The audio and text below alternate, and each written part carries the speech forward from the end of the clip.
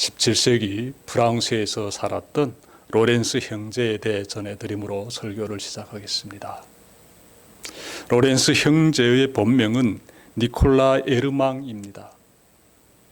독실한 가톨릭 신자인 그는 세상에서의 삶을 떠나 하나님만을 사랑하고자 파리에 있는 가르멜 수도원에 들어갔습니다.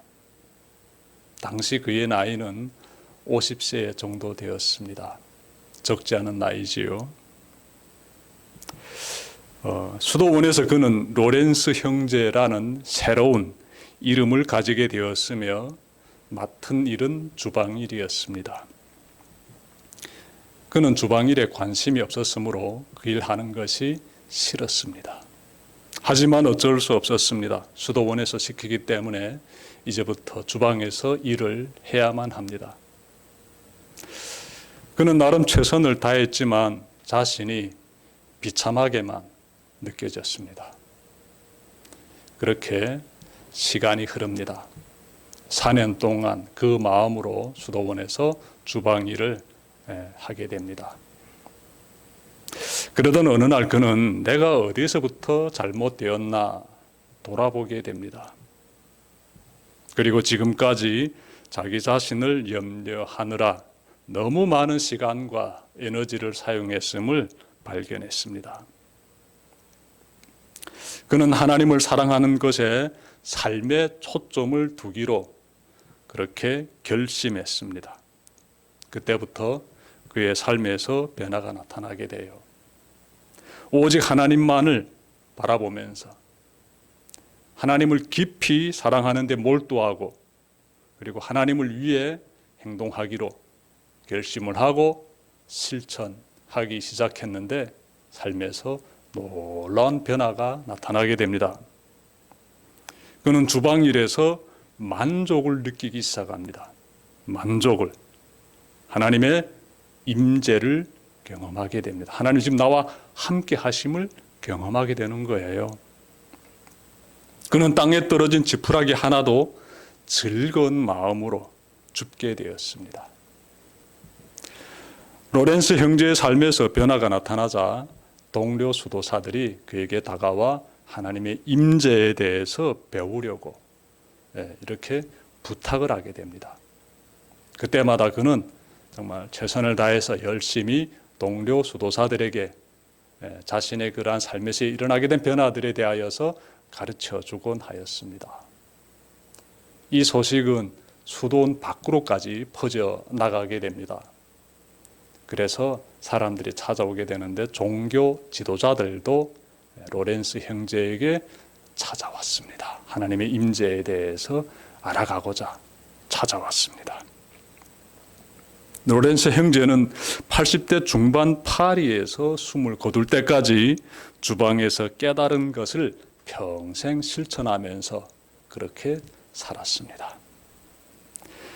로렌스 형제의 삶은 우리에게 시선을 어디에 두고 살아야 하는지를 가르쳐주고 있습니다. 그가 하나님을 위해 살기로 결단하고 수도원에 들어왔지만 초기에는 그는 시선을 어디에 두었습니까? 자기 자신에게 두었지요. 자기 자신에게. 그러자 그의 삶이 굉장히 고통스러웠습니다. 여러분, 하나님이 아닌 자기 자신에게 시선을 두었던 그가 하나님께로 시선을 돌리자 얼마나 큰 삶의 놀라운 변화를 경험했습니까? 여러분은 지금 시선을 어디에 두고 있습니까? 하나님께 두고 있습니까? 아니면 자기 자신에게 두고 있습니까? 아니면 세상에 두고 있습니까? 지난 수요일 저녁에 운전하다가 어느 목사님 설교하시는 것을 들었는데요. 설교 중에 이런 말씀하시더라고요. 어느 장로님이 설교를 마친 목사님에게 이렇게 말했습니다.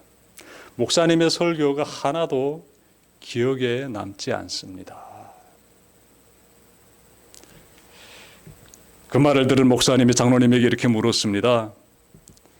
장로님은 설교 시간에 무슨 생각을 하셨습니까? 장로님이 솔직히 말합니다. 요즘 사업이 어려워서 그 생각만 했습니다. 그러자 목사님께서 장로님에게, 장로님, 하나님의 말씀이 선포되는 그 설교 시간에 하나님의 말씀에 집중해야지요. 그 설교에 집중해야지요. 성경에 기록되어 있는 하나님의 말씀이 목사를 통해서 이렇게 선포되고 있는데 장로님께서 다른 곳에 시선을 두고 그곳에 몰두해 있으니까 하나님 말씀이 어떻게 기억에 남겠습니까? 이렇게 가르쳐 줬다라고 합니다. 그 장로님의 시선은 몸은 비록 교회에 나와 앉아 있지만 그 마음의 시선은 세상에 가 있는 거예요. 자기 사업에 가 있는 거예요.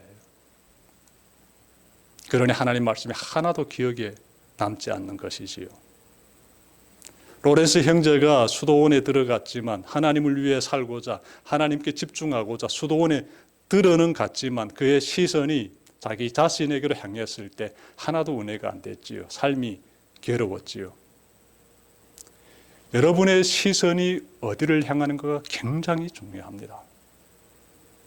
로렌스 형제가 자신의 시선을 하나님께로 두자 삶에서 하나님의 임재라는 어마어마한 변화가 나타났듯이 여러분의 시선이 하나님께로 향하기를 바랍니다. 오늘 시편 1절 말씀 보십시오.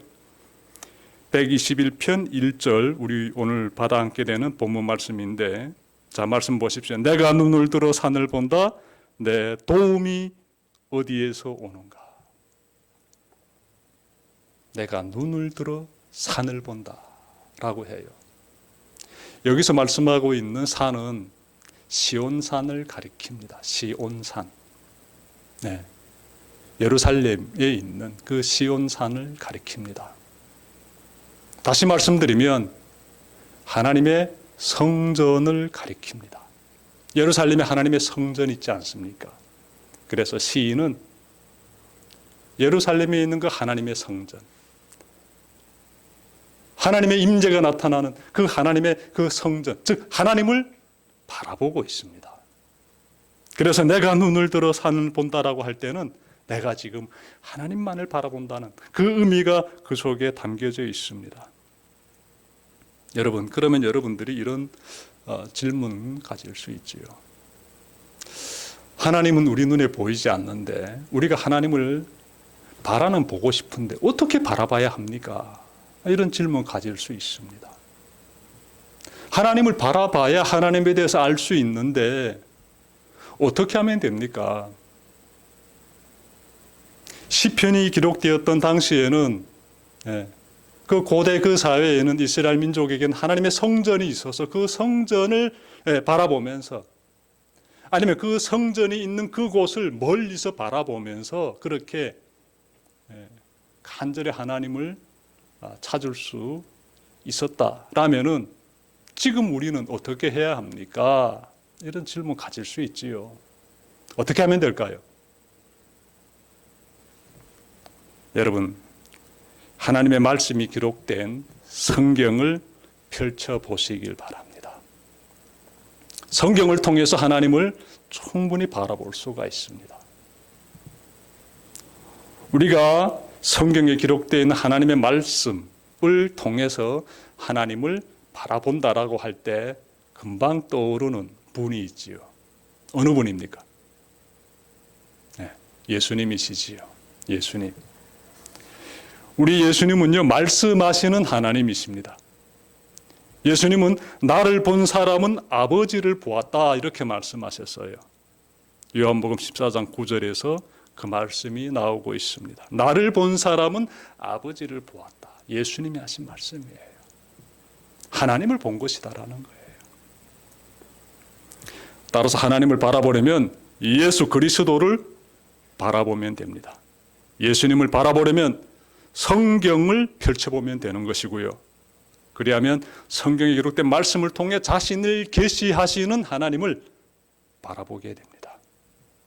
하나님께서 예수를 믿는 사람들에게 자신을 드러내 주신다는 그 사실에 감격하시길 바랍니다. 어마어마한 사변입니다. 하나님께서 예수 믿는 사람들에게 자신에 대하여서 계시하신다, 드러내 주신다는 것은 어마어마한 사변이에요. 정말 감격스러운 소식이에요.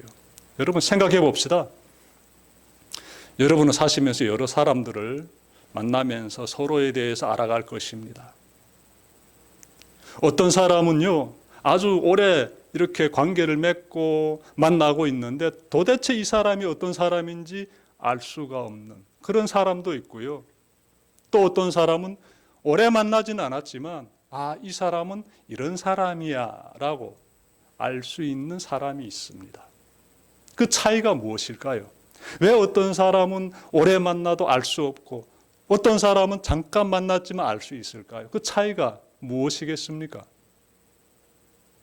상대방이 나에게 마음을 열어주면은 우리가 알게 되고, 마음을 닫고 열어주지 않게 되면은 아무리 오래 만나도 그 사람이 어떤 사람인지 알 수가 없어요.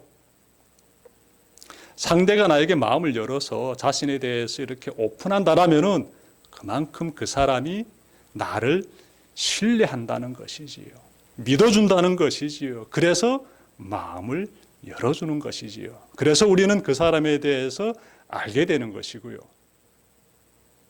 그러니 얼마나 나에게 마음을 열어준 그 존재가 귀합니까? 감사합니까?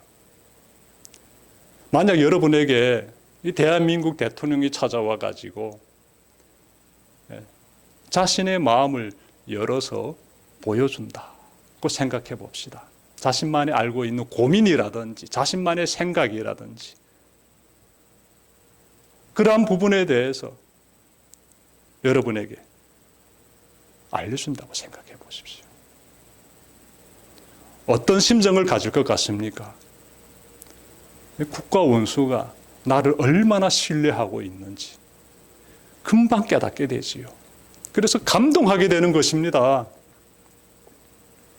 여러분, 하나님께서 우리에게 찾아오셔서 자신을 이렇게 드러내 주시고 자신의 마음을, 자신의 뜻을 우리에게 가르쳐 주시고 자신이 어떤 분이신지를 이렇게 계시해 주신다라면 우리가 그 어마어마한 정말 그 사변 앞에서 큰 감동을 받게 되지요.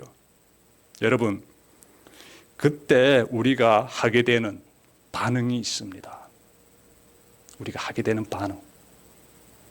그것은 나는 하나님을 알고 있습니다. 경험했으니까. 나는 하나님을 알고 있습니다. 내가 만난 하나님은 이런 하나님이십니다. 라고 자랑하게 돼요. 나는 굉장히 지혜롭습니다. 나는 굉장히 총명합니다. 나는 굉장히 용감합니다. 나는 굉장히 재물이 많습니다. 이런 것을 자랑하는 것이 아니라 나는 하나님을 알고 있습니다. 이 어마어마한 사변적인 소식을 자랑하는 여러분들 되시길 바랍니다. 예레미야서 9장 23절부터 24절 보게 되면 하나님께서 우리에게 이 부분에 대해서 말씀해 주십니다.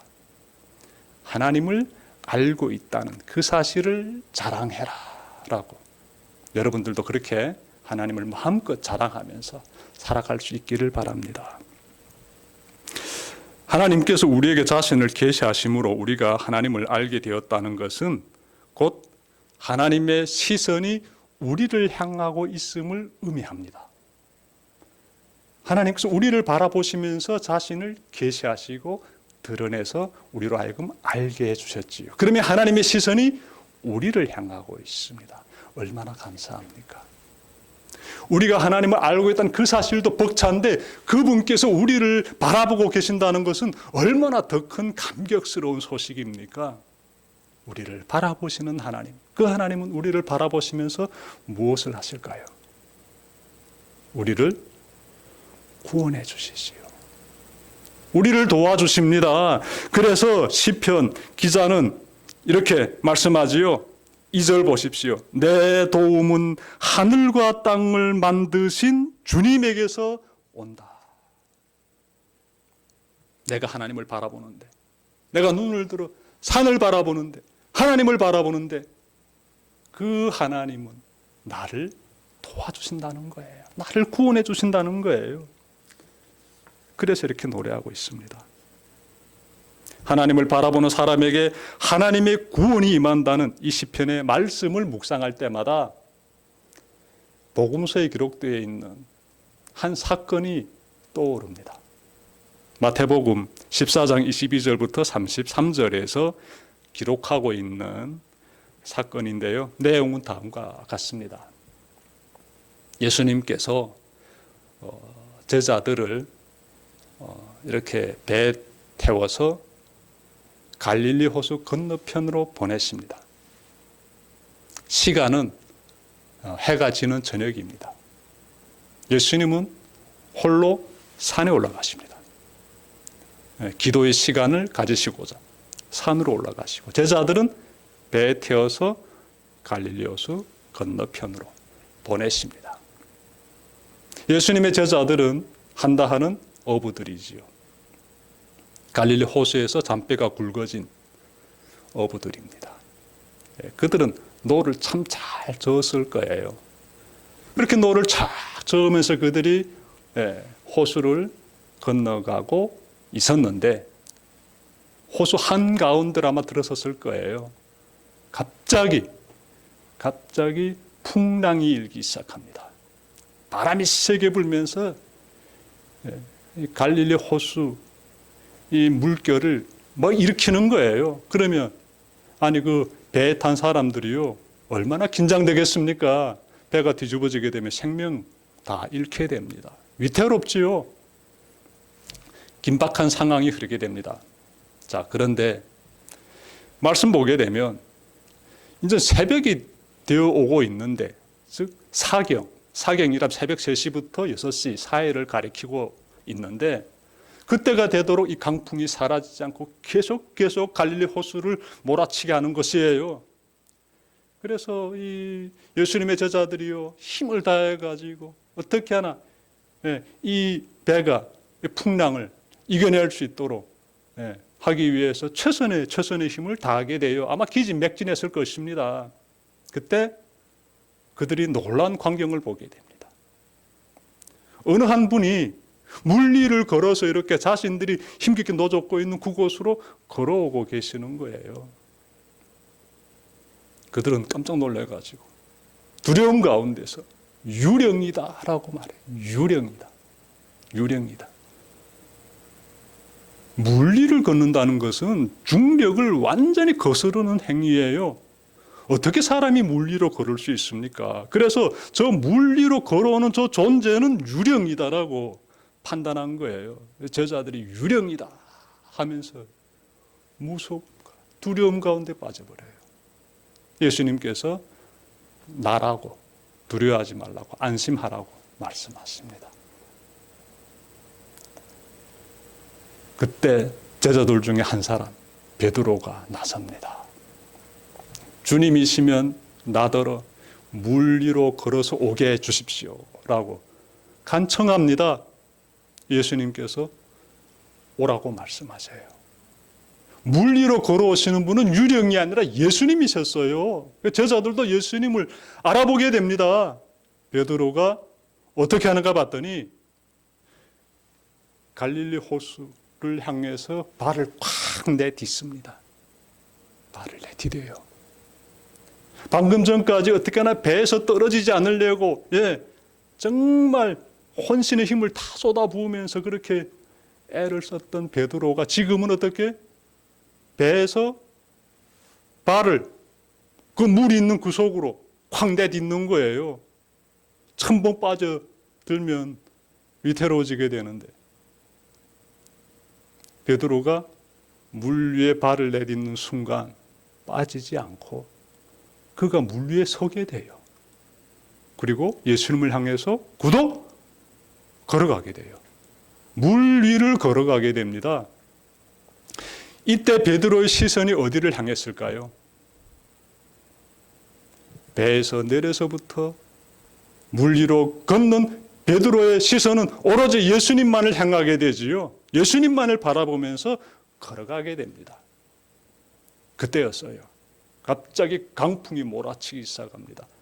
아마 그 전에는 조금 잔잔했던 것 같아요. 갑자기 강풍이 몰아치자 베드로의 시선이 확 바뀌어 버립니다. 그 풍랑을 보게 돼요. 그 순간 그의 몸은 물속에 확 빠지게 됩니다. 베드로가 살려주세요 주님 하고 주님을 찾게 돼요. 예수님께서 그의 손을 잡아서 구원해 주십니다. 예수님이 배에 오르시자 풍랑이 잔잔해졌다라고 성경은 기록하고 있어요. 이 사건 보게 되면 우리가 우리의 시선이 어디를 향해야 되는지를 다시금 마음 가운데 깊이 새기게 되지요. 저 베드로가 예수님만을 바라봤을 때는 하나님의 구원의 기적을 경험하고 있었지요. 물리를 걸어갔다는 하나님의 구원을 경험한 사건이지요.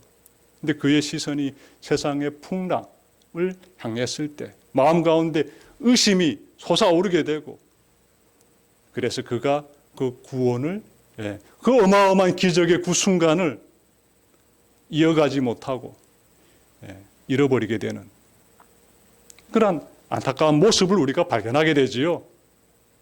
그래서 여러분, 시선이 참 중요합니다.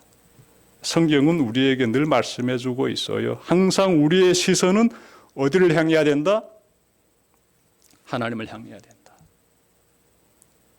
여러분들의 그 시선이 오로지 우리 주님만을 바라볼 수 있는 그러한 믿음의 시선이 되기를 바랍니다. 그리하게 되면은 여러분을 향한 하나님의 구원의 놀라운 기적이 삶 가운데서 꼭 나타날 것입니다.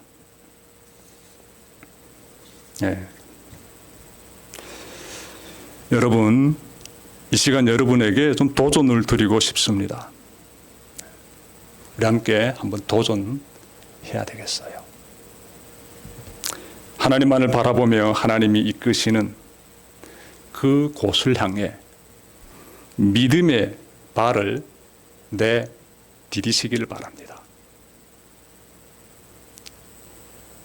믿음의 발을 내딛게 되면 마치도 절벽 아래로 떨어질 것 같은 두려움, 밀려올 수 있어요.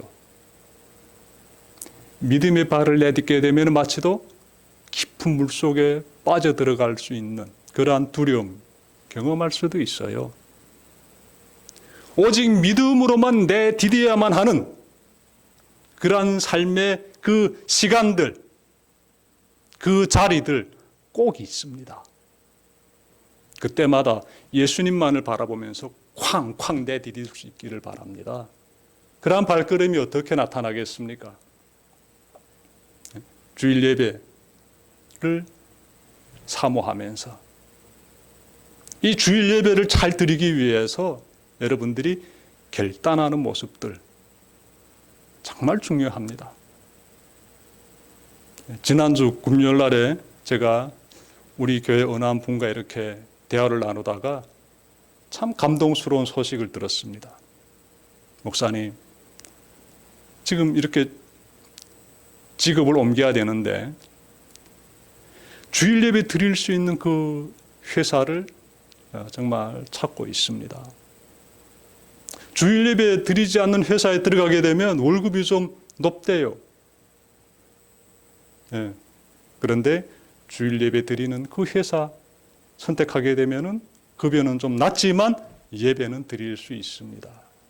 그래서 저는 주일 예배 드릴 수 있는 그곳으로 하나님께서 인도해 주기를 기도드리고 있습니다. 이렇게 얘기해 주시는 거예요. 이런 삶의 모습들 여러분의 삶에서 많이 나타나기를 바랍니다. 참 귀한 결단이지요. 여러분들이 하나님께 정성껏 예물을 드리는 것도 마찬가지예요. 그 예물도 어찌 보게 되면은 여러분들의 삶이 다 넉넉하지 못한데 그럼에도 불구하고 하나님께 정성껏 예물을 드린다는 것, 이 하나하나가 굉장히 중요한 결단들이지요. 믿음의 발을 내딛는, 주님만을 바라보면서 믿음의 발을 내딛는 그러한 모습들이지요. 정말 원수 같은 존재이기 때문에 상종도 하고 싶지 않다, 이렇게 여겨지는 누군가가 있을 수 있습니다.